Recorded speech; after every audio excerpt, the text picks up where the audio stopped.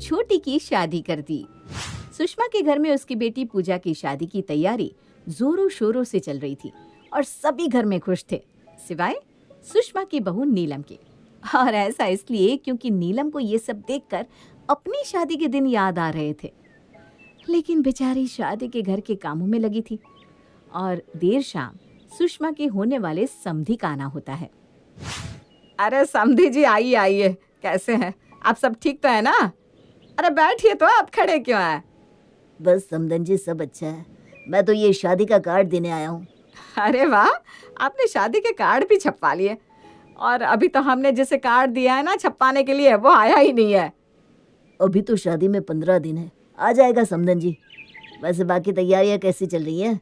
सब अच्छा है समधी जी, इकलौती बेटी है, पैसे तो पानी की तरह बहा रही हूँ। मैं तो चाहती हूँ कि बस बच्चे खुश रहें, और क्या चाहिए। अरे बहू कहाँ रह गई? ए बहू, समधी जी के लिए चाय तो लेकर आ।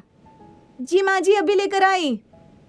इतना बोलकर हॉल में बैठे अपने ननद के होने वाले ससुर के लिए नीलम चाय नाश्ता लेकर आती है और उन्हें प्रणाम करके वापस किचन में चली जाती है और अपनी सास और पूजा के होने वाले ससुर की बातें सुनने लगती है। पता है समधी जी, जिस बैंक्वेट को हमने बुक किया है ना, उसे बुक करने के लिए 10 लाख रुपए लगे हैं और बारातियों के खाने पीने की व्यवस्था भी काफ़ी अच्छी की गई है। आप लोगों को किसी तरह की दिक्कत नहीं होगी।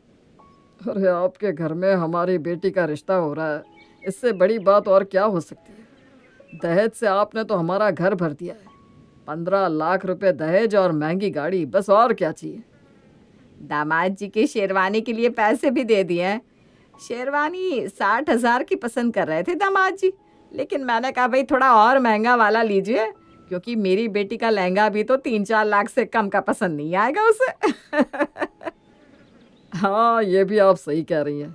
वैसे समधन जी आपको याद कर रही थी, कह रही थी कि उनको कहिएगा अपनी तबीयत का ध्यान रखे। अरे मेरी तबीयत का क्या है समधी जी, शादी के घर में बस थोड़ी सी थकावट हो गई और बीपी लो हो गया। अभी तो ठीक हूँ, दवाई ले ली है, बस शादी सही से हो जाए। समधन जी कैसी बातें कर रही हैं, सब हो जाएगा, आप चिंता मत कीजिए। ये बातें किचन में काम करते हुए सुषमा की बहू नीलम सुन रही थी और उसकी आंखें भर आई। तब नीलम खुद से कहती है, माँ जी ने मेरे मम्मी पापा को मेरी शादी में कितना परेशान किया था और पापा को भी हार्ट अटैक माँ जी की वजह से आया था। अभी खुद का पैसा है तो कैसे पैसों को उड़ा रही है, लेकिन उन्होंने ये नहीं सोचा कि एक बेटी का बाप कितना लाचार होता है, और मैं तो पहले से मिडिल क्लास फैमिली से हूँ। नीलम की शादी में सुषमा ने बहुत तमाशा किया था, जिस वजह से नीलम के पिता को हार्ट अटैक भी आ गया था। अब अपने समधी के जाने के बाद सुषमा अपनी बहू को सुनाती हुए कहती है, देख रही है ना पूजा के ससुर कितने पैसे वाले हैं, फिर भी एक पैसा का घमंड नहीं है। और तेरे बाप को तो पैसा ना होते हुए भी घमंड है। विनोद की शादी में जो उसने नाटक किया था, ऐसा लग रहा था कि हम उस पर कितना अत्याचार कर रहे हो। एक सामान ढंग का नहीं दिया, सब इतना सस्ता और लोकल कि 1 साल के अंदर अंदर सब कुछ खराब हो रहा है। माँ जी आप कैसी बातें कर रही हैं? आप सोच भी रही हैं कि आप क्या बोल रही हैं? सास बहू बातें कर रही थी, तभी नीलम की ननद पूजा हॉल में आती है और सुषमा से कहती है, माँ सुनो ना, मैंने पार्लर बुक किया है, 50,000 मांग रही थी। मैंने कहा खुशी खुशी से ले लूं, लेकिन मेकअप ऐसा होना चाहिए कि बस दिल खुश हो जाए। माँ जी मुझे भी मेकअप करवाना है ननद जी की शादी में। अरे सही किया तूने पार्लर बुक करके। अरे ये नीलम के लिए कोई सस्ता सा पार्लर बता दे बेटा। माँ इन्हें मेकअप करके आने की क्या ज़रूरत है? जब ये घर का काम करेंगी, इन्हें मेकअप करवाने की फुर्सत कहाँ से मिलेगी? हाँ बहू, क्या तो पूजा ठीक रही है, तुझे फुर्सत कहाँ मिलेगी मेकअप कराने की? तू बस नई सी साड़ी पहनकर शादी में शामिल हो जाइयो। हाँ भाभी, कोई अच्छी सी साड़ी पहन लेना, वरना आप तो नौकरानी ही लगने वाली हो मेरे ससुराल वालों के सामने। क्यों माँ? इतना बोलकर दोनों माँ बेटी जोर जोर से हंसने लगते हैं। तभी सुषमा की पड़ोसन विमला आती है। आती ही सुषमा से कहती है, क्या बात है, दोनों माँ बेटी इतना ठहाका लगा कर हंस रही हो? अरे किसे कह रही है तू? तू मेरी पड़ोसन होकर मेरी बुराई कर रही है, वो भी मेरे घर आकर। अरे अब मजाक भी नहीं कर सकती क्या? ए बहू, जा तो एक कप चाय बना कर ला। वैसे शादी की तैयारी कैसे चल रही है? अरे सब अच्छा है, अभी तो बहुत काम है, बस रोज रोज शॉपिंग चल रहा है। और फिर भी ना सामान की इतनी लंबी लिस्ट है, हर दिन ये लाना है वो लाना है। ब्याह शादी का घर तो ऐसा ही होता है, कुछ ना कुछ लाते रहो फिर भी कुछ ना कुछ छूट ही जाता है। और हाँ, शादी का कार्ड आने दे, साथ में मोहल्ले में बांटने जाएंगे। कांता को बताना भी तो है, करोड़पति घर में बेटी की शादी कर रही हूँ मैं। अरे क्यों नहीं क्यों नहीं, उस कांता को तो जरूर बताएंगे हम। नीलम को उसकी सास नौकरानी से भी ज्यादा गिरा हुआ समझती थी। नीलम पूरे घर का काम करने के बाद भी अपनी सास और ननद के ताने सुनती रहती, और शादी वाले घर में तो वो बहुत ही ज्यादा इमोशनल थी, लेकिन उसकी तरफ किसी का ध्यान ही नहीं था। अगले दिन सुषमा ढेर सारे कपड़े लेकर आती है। पूजा, तेरे लिए तो तेरे ससुराल से लहंगा आएगा, लेकिन ये सारी औरतों को देने के लिए है जो मेहमान के तौर पर घर आएंगी। हाँ माँ, ये सस्ती साड़ी उनके लिए सही है। वैसे भी कौन सा कोई आपको अच्छी साड़ियाँ देता है। माँ जी, आप मेरे लिए क्या लेकर आई हैं? मुझे भी लहंगा पहनना है। मैंने ऑनलाइन लहंगा देखा था, बड़ा ही प्यारा था। ऑनलाइन लहंगा देखा था, पर आप ले नहीं सकती, क्योंकि आपके लिए भी माँ सस्ती सी अच्छी सी साड़ी लेकर आई है। अरे दे दो ना माँ।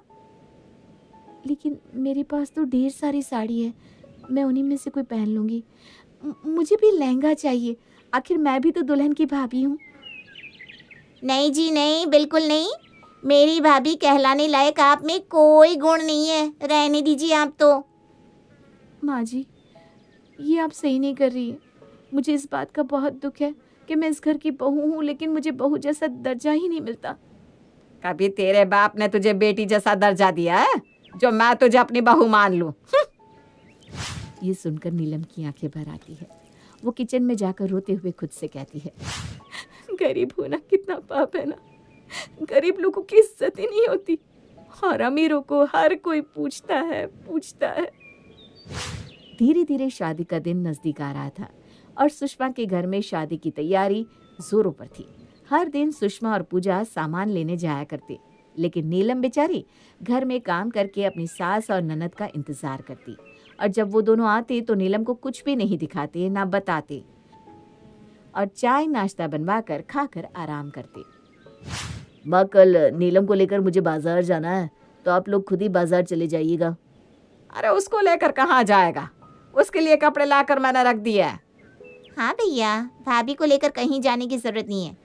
वो क्या है ना, अभी हमारी आधी शॉपिंग भी पूरी नहीं हुई। आप लोग सिर्फ अपने बारे में सोच रहे हो, क्या वो इस घर का हिस्सा नहीं है? अगर नहीं है तो मुझे ये भी बता दीजिए। आप माँ जी और ननद जी से क्यों बहस कर रहे हैं? मुझे कहीं नहीं जाना, और मुझे कुछ चाहिए भी नहीं। अब करेगी ये सती सावित्री बनने का नाटक? अरे बहू, कितना नीचा गिरेगी तू, और चाहती क्या है, हैं? हम तुझे मारते हैं, पीटते हैं, खाने को नहीं देते, या फिर तुझे कपड़े नहीं दे रहे? आखिर तूने विनोद के कान क्यों भर दिए? नीलम ने मेरे कोई कान नहीं भरे। मुझे दिखता नहीं है क्या आप दोनों उसके साथ कैसा व्यवहार कर रहे हो? शादी के घर में विनोद अपनी माँ और बहन से खूब लड़ता है, क्योंकि वो दोनों नीलम को हर बात पर ताना दे रहे थे, और उसके लिए अब तक कुछ भी नहीं आया था। वहीं नीलम को अपने पति का सपोर्ट पाकर अच्छा लगता है, लेकिन सुषमा अंदर ही अंदर जल रही थी, और वो नीलम को विनोद के जाने के बाद खूब खरी खोटी भी सुनाती है। अब अगली सुबह सुषमा नीलम से कहती है, कल तेरा पति कह रहा था ना कि तू इस घर का हिस्सा नहीं है, तो आज मैं तुझे इस घर का हिस्सा बनाती हूँ। देख, मुझे 20,000 की जरूरत है। अपने बाप को फोन लगा और उसे बोल कि मुझे 20,000 दे। माँ जी, वो इतना पैसा कहाँ से लाएंगे? आप तो जानती है ना, हम मिडिल क्लास लोग। अब तक पिताजी मेरी शादी में लिए कर्ज को ही चुकता रहे हैं। देखा माँ, मैंने कहा था ना, पहले ही भाभी रोना चालू कर देगी। क्या अब तू अपनी सास की मदद नहीं करेगी, हैं? अब तू अपना बहू होने का फर्ज नहीं निभाएगी? कल तो तूने अपने पति के कान भरकर मुझे बहुत सुनवाया। अम्मी रहने दो ना, ये गरीब भिखारी लोग कहाँ से पैसे लाएंगे? देख लेना, शादी में अगर इनके घर से कोई भी आया ना, तो 101 का लिफाफा लेकर आएगा। 101 भी ज्यादा बोल दिया मैंने। सुषमा और पूजा नीलम का खूब मजाक बनाते हैं। वहीं दूसरी तरफ विनोद नेहा को बाजार लेकर जाता है और महंगे से महंगा लहंगा दिलाकर लाता है। नीलम तो अपने पति को मना करती रहती है, लेकिन विनोद अपनी माँ से पैसा लेकर जाता है और नीलम के लिए अच्छा सा लहंगा लाता है। माँ देखो तो ये लहंगा कैसा है, अच्छा है ना? अरे वाह भैया, कितना सुंदर लहंगा है। कितने का लाए और किसके लिए? मुझे पता है, आप मेरे लिए लाए होंगे। देखो तो मुझ पर कितना सुंदर लग रहा है। अच्छा तो लग रहा है तुझ पर, लेकिन ये तेरे लिए नहीं, मेरी पत्नी नीलम के लिए है। क्यों नीलम? बहुत महंगा लग रहा है। कितने का लेकर आया? और तेरे पास इतने पैसे आए कहाँ से? सुबह ही तो आपसे 25,000 मांग कर लेकर गया था ना, उसी का लेकर आया हूँ। लेकिन भैया, आपने तो कहा था कि वो आप हलवाई को देने जा रहे हैं, फिर अपनी भाभी के लिए इतना महंगा लहंगा खरीद लिया, और वो भी काम के पैसों से।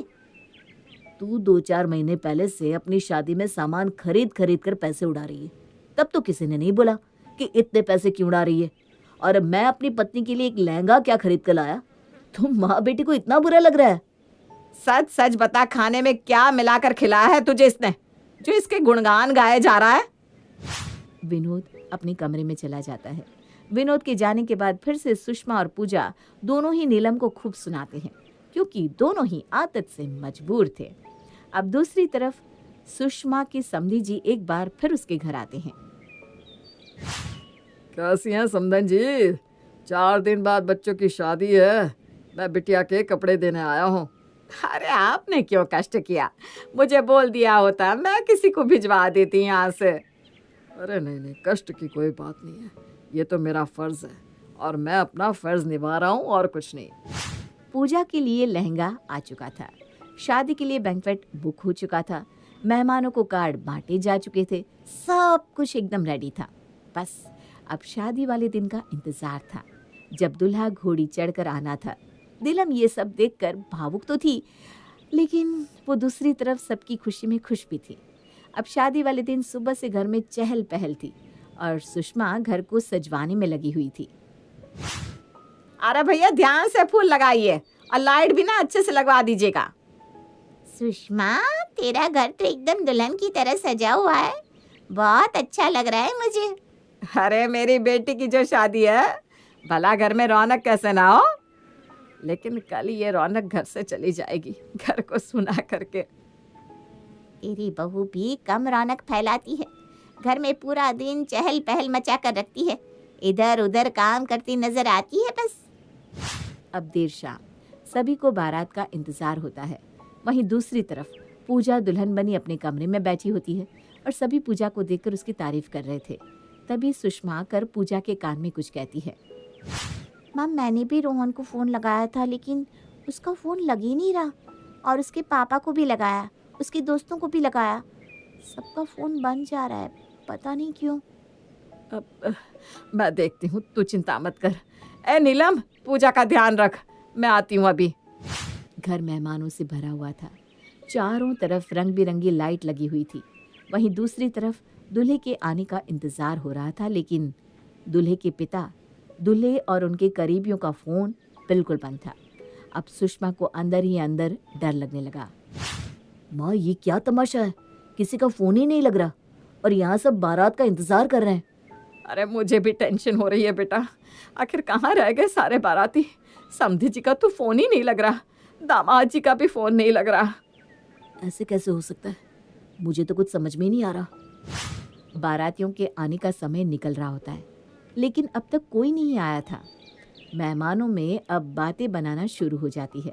वहीं पूजा के फ़ोन पर एक फ़ोन आता है और पूजा रोने लगती है। सुषमा पहुंचकर पूजा को गले लगा लेती है। अरे पूजा, क्या हुआ? तू रो क्यों रही है? सब ठीक तो है ना? किसी ने कुछ कहा तो नहीं? माँ, रोहन का फ़ोन आया था, वो और उसका परिवार बारात लेकर नहीं आ रहे, बल्कि उसने कहा कि मेरा बदला पूरा हुआ।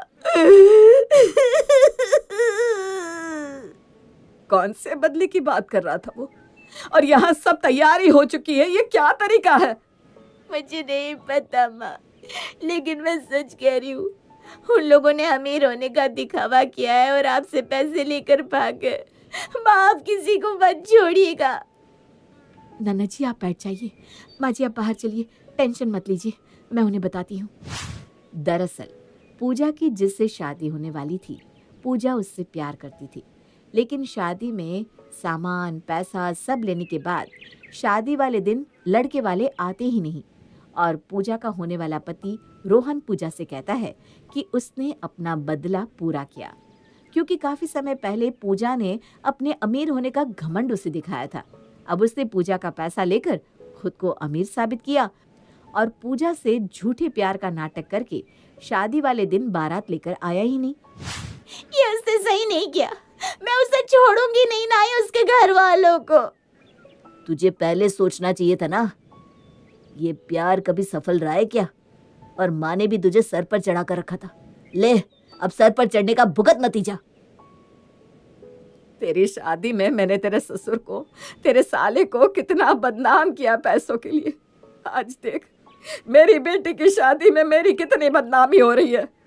वो कहते हैं ना, भगवान के घर देर है अंधेर नहीं। नहीं नहीं माँ जी, ऐसा मत कहिए, सब कुछ ठीक हो जाएगा। आप अपने मुंह से गलत शब्द मत निकालिए। अरे बहू, तेरे आगे हाथ जोड़ती हूँ मैं। आज मेरी बदनामी होने से सिर्फ मुझे तू ही बचा सकती है। तू अपने भाई को कह देना कि वो पूजा से शादी कर ले। मैं तेरे माँ बाप के सामने हाथ जोड़ने के लिए भी तैयार हूँ। माँ, आप ये क्या कह रही हैं? नहीं, पूजा और साले साहब की शादी। ये सब नीलम के पिता श्यामलाल सुन लेते हैं।